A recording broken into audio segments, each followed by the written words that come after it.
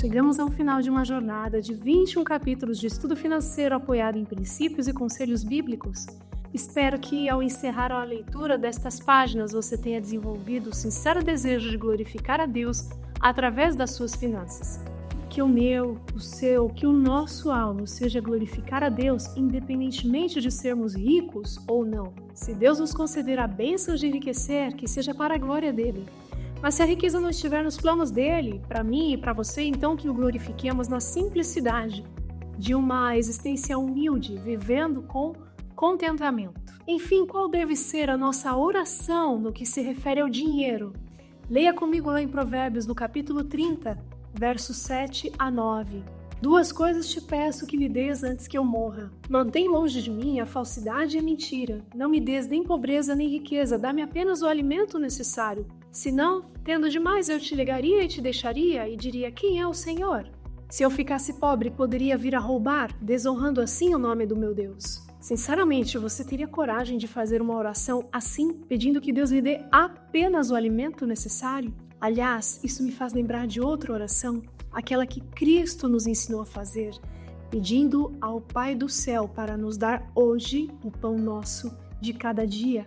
A minha conclusão é que devemos viver para a glória de Deus, ainda que tenhamos apenas o suficiente para hoje.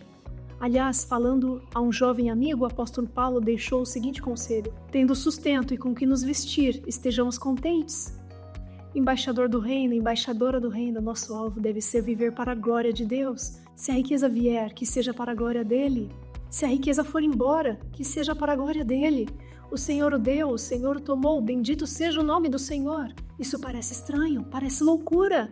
No mínimo é impopular, principalmente nesse tempo em que tanto se fala de riqueza, sucesso, abundância, prosperidade.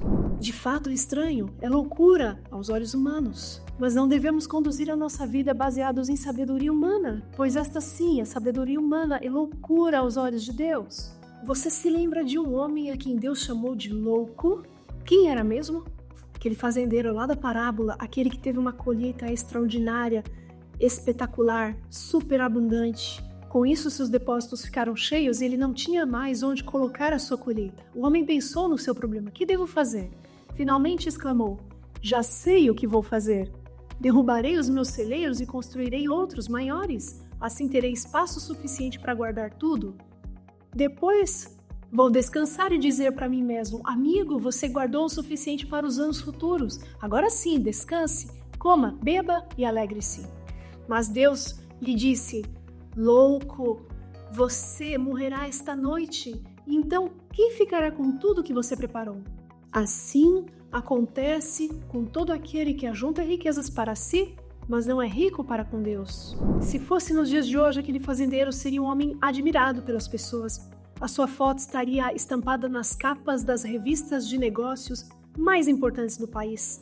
Se ele vendesse uma mentoria, centenas, milhares de pessoas talvez pagariam para passar algumas horas ouvindo seus conselhos. Mas aos olhos de Deus, aquele homem não passava de um louco, miserável e perdido. Agora acompanha comigo o raciocínio.